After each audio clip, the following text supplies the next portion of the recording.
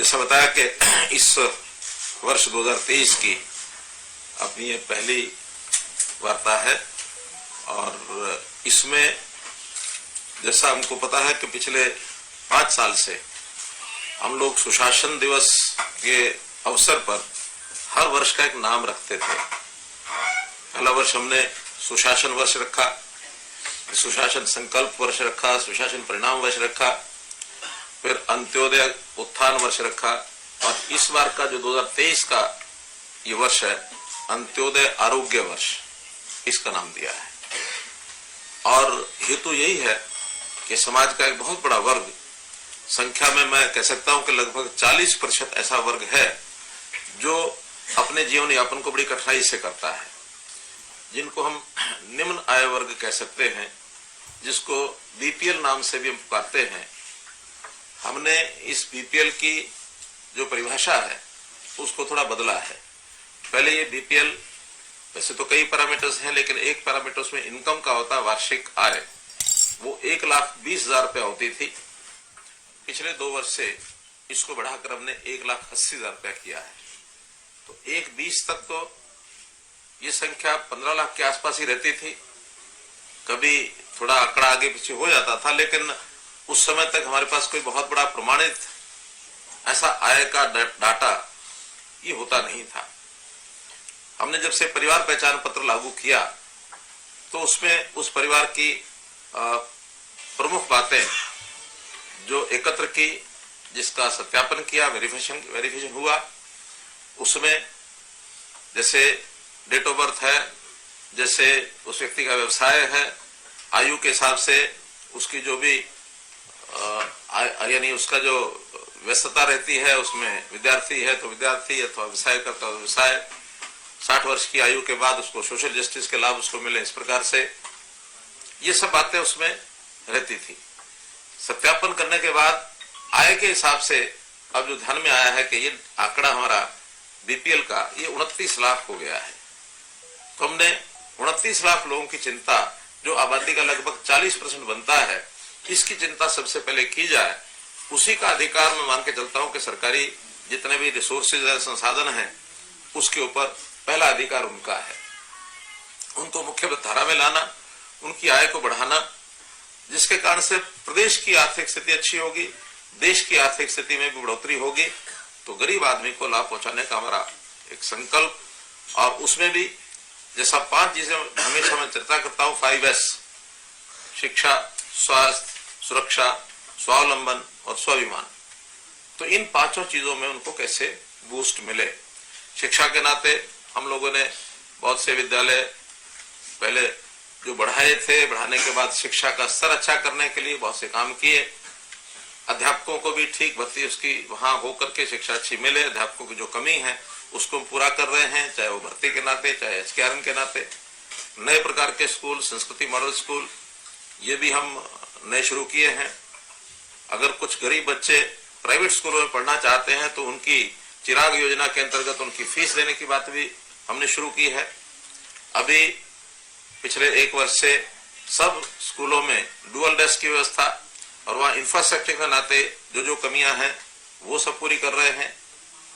अब स्वास्थ्य के बारे में जो विचार करते हैं तो प्रधानमंत्री जी ने भी एक योजना जो आयुष्मान भारत ने की थी, जिसके अंतर्गत हर परिवार का 5 लाख रुपए तक का स्वास्थ्य बीमा ये किया गया। बहुत से लोग लाभ उठा रहे थे, लेकिन उस संख्या को बढ़ाया गया है चिरायु योजना के नाम से, और ये संख्या 29 लाख परिवार अर्थात 1.25 करोड़ आबादी, उसको ये लाभ पूरा मिलेगा।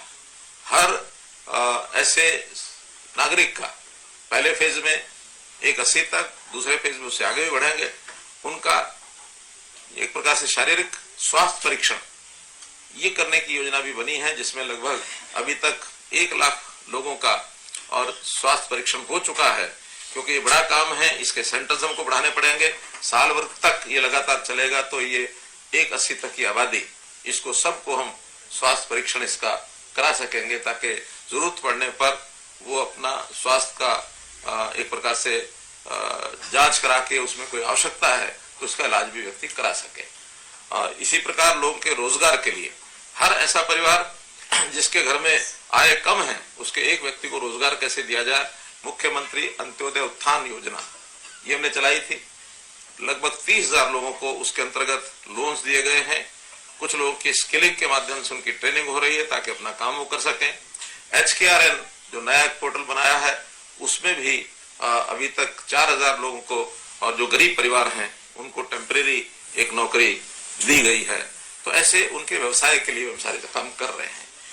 अब जो इस वर्ष के प्रारंभ में हमने कहा कि इनको सबको जिनके राशन कार्ड नहीं है ऐसे परिवारों को राशन कार्ड ऑटोमेटिकली बन जाएगा। तो ऑटोमेटिकली राशन कार्ड बनाने में जब उसका एनालिसिस किया गया तो बहुत ऐसे परिवार हैं जिनको राशन कार्ड पहले से वर्षों से नहीं मिले हैं और बहुत ऐसे भी हैं जो उस पैरामीटर से बाहर हैं, जो राशन कार्ड का लाभ उठा रहे हैं पीले राशन कार्ड का, वो वास्तव में अपात्र हैं, जो डिजर्व नहीं करते हैं। ऐसे लोगों के राशन कार्ड काटे भी हैं। क्योंकि ये बड़ी एक्सरसाइज थी, तो इस बड़ी एक्सरसाइज में स्वाभाविक है टेक्निकली या फिर स्वयं लोगों ने जिसका निरीक्षण किया है और उसमें से जो एक जिसको कहना चाहिए सर्वे किया है, तो उस सर्वे में बहुत सी गलतियां रहना स्वाभाविक है। तो जो गलतियां उसमें ध्यान में आई हैं, तो उन गलतियों को ठीक करने के लिए हम जनवरी माह में ऐसे सब लोगों की शिकायतें लेकर के उनकी गलतियां ठीक कर देंगे। ऐसा आज मैंने ADCs की मीटिंग लेकर के और निर्देश दिए हैं और उन्होंने भी तय किया कि 31 जनवरी तक ये सारी चीजें हम ठीक कर देंगे। उसके लिए 2 टेलीफोन नंबर भी जारी किए गए हैं और उन टेलीफोन नंबर के ऊपर लोग अपनी शिकायत करा सकते हैं। टेलीफोन नंबर है 1800-180-2087। तो ये जो 11 अंकों का एक नंबर रहता है और इसी प्रकार से जो 4 अंकों का एक छोटा नंबर होता है 1967। तो ऐसे ये 2 नंबर प्रचारित किए गए हैं ताकि लोग अपनी शिकायत इस पर दर्ज करा सके और उनको 15 दिन के अंदर अंदर सॉल्यूशन करने के लिए भी आज हमने कह दिया है। किसी कारण से 15 दिन में प्रोसेस पूरी नहीं होती है उस शिकायत को ठीक करने के लिए, तो 15 दिन बाद इस महीने का राशन कार्ड ऑटोमेटिकली उनको मिलेगा। उनको समाचार जाएगा कि आप लोग 15 दिन के अंदर अगर ये समस्या का नहीं हुआ है तो आप लोग राशन के इस महीने के हकदार हैं, ताकि आगे आने वाले समय में उसकी निस्तारण किया जा सके उसकी कंप्लेंट का। उसके बाद अगर वो श्रेणी में रहता है तो लेगा, और नहीं रहता है तो फिर उसमें से उसका नाम हट जाएगा। जिन लोगों के नए कार्ड बनाए गए हैं वो तो 12 लाख के लगभग परिवार ऐसे हैं और 12 लाखों को लोगों ने वेतन करने के बाद भी जिनके कार्ड बनते नहीं थे, तो एक साथ एक क्लिक से उनके कार्ड बनाए गए हैं। इतनी बड़ी संख्या में कभी नए कार्ड आज तक नहीं बने, पहली बार ये 12 लाख एक साथ बने हैं। तो इससे लोगों को बहुत एक प्रकार का सुविधा हुई है, बहुत लोग इससे प्रसन्न हैं। जिनके BPL कार्ड कटे हैं उसमें से कई प्रकार हैं और एक्सक्लूजन के नाते उनको काटा है। 1,32,000 परिवार तो ऐसे निकले हैं जो ITR भरते हैं, इनकम टैक्स रिटर्न भरते हैं।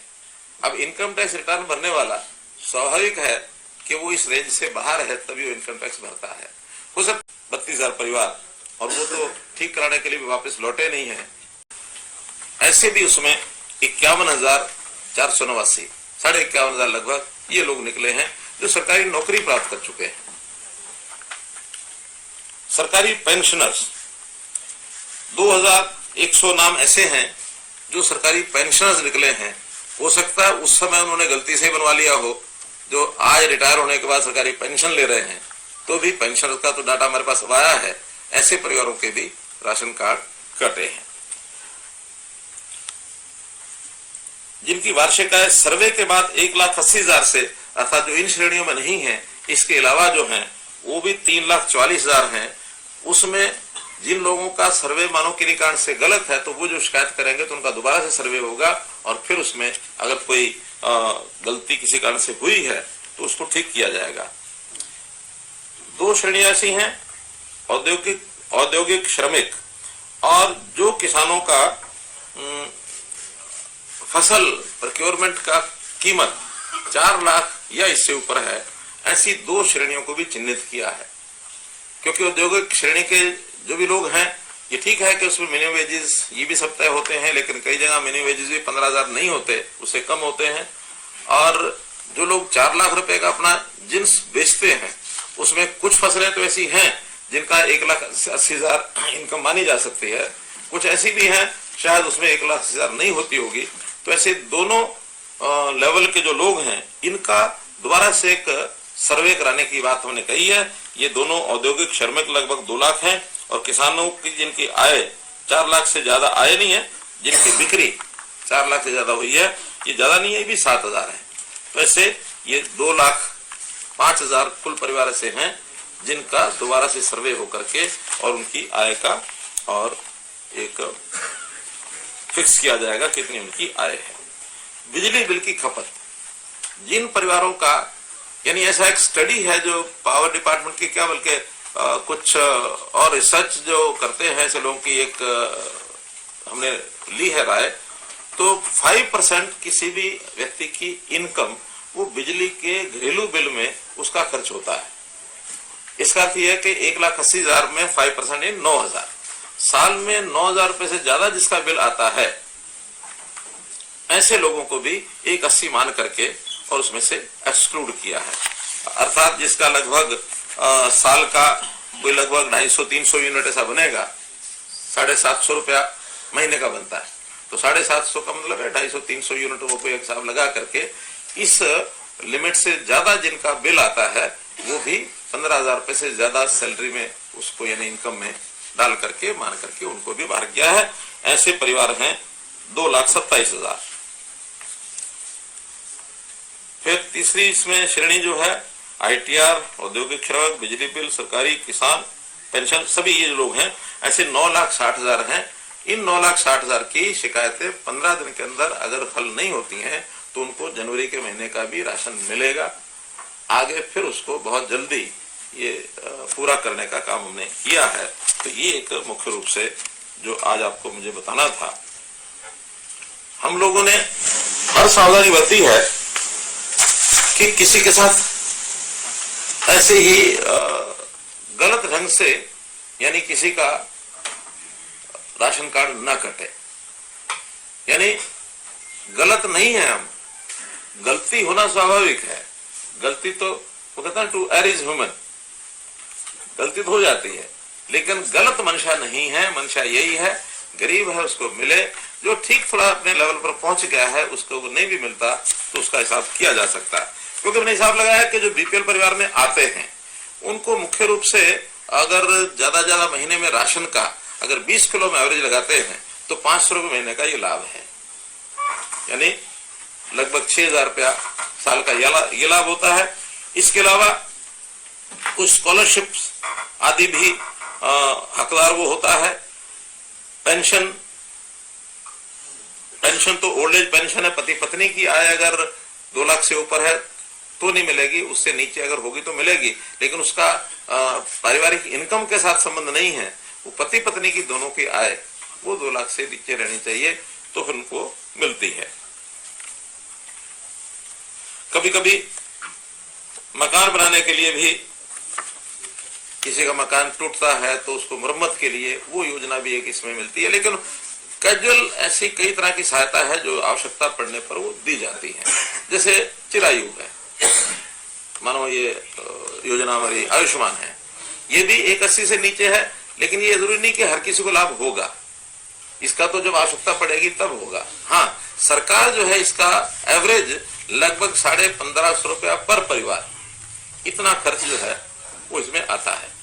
अर्थात 29 लाख का अगर मैं हिसाब लगाऊं तो 100 रुपया लगता है तो 29 करोड़ हो गया, और 1,500 रुपया है तो 15-45 450, यानी 500 करोड़ के आसपास इसमें सरकार का खर्च ये आता है।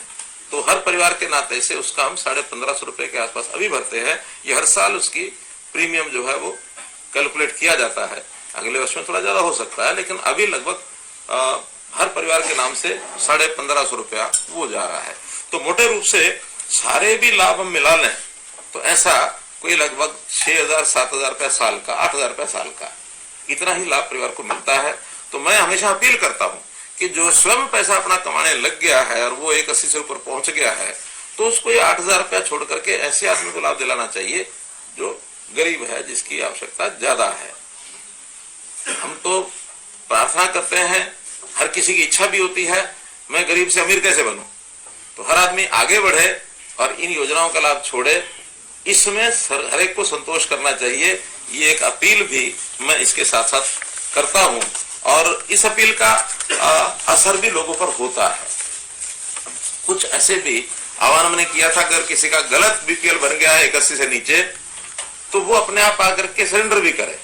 अभी ज्यादा तो नहीं, 8-10 केस ऐसे आए हैं कि जिन्होंने सरेंडर किया है कि हमारी इनकम तो इससे ज्यादा है, आपकी असेसमेंट में 81 आ रही है, हमारी इनकम ज्यादा है। लेकिन गलतियां भी हैं।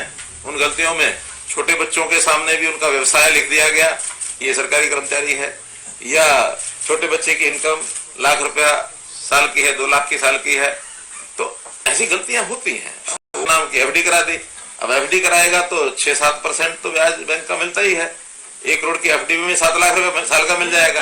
बिजनेस भी करते हैं सर, बच्चों के नाम से कंपनियां बढ़ा लेते हैं। हाँ, वो बच्चों के नाम पे लोग करते हैं।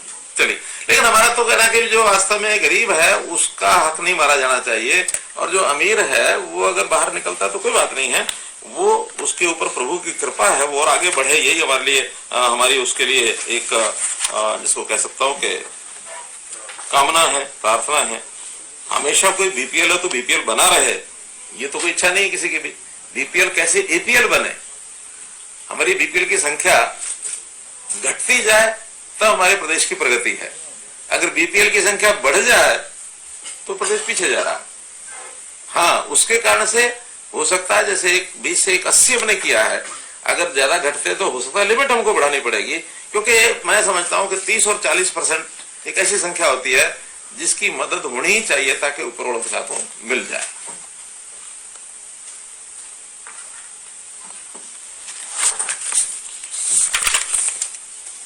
मित्रों, एक विषय जो बार बार आता है, बेरोजगारी। अब हम तो जो कि अपना सत्यापित डाटा ये अपने पास रखते हैं, और इस सत्यापित डाटा में आज भी एक क्लिक से जब हम ये निकालते हैं कि इस समय जिन्होंने अपने आप को बेरोजगार डिक्लेयर किया है तो वो 6.5 लाख के आसपास लोग हैं। अब आप कहेंगे कि जब फॉर्म भराए जाते हैं ज्यादा भरते हैं, वो इसलिए भरते हैं कि हर आदमी अपने एक छोटे काम में तो लगा ही रहता है, लेकिन बाद में उसको लगता है कि मैं पढ़ा लिखा हूं, मुझे सरकारी नौकरी मिलनी चाहिए। प्राइवेट नौकरी करने वाले भी सरकारी नौकरी के लिए इच्छा करते हैं, लालयित रहते हैं। या ग्रुप डी की नौकरी करने वाला पढ़ा लिखा है, उसको लगता है मुझे सी में आना है, तो सी के लिए फॉर्म भरेगा।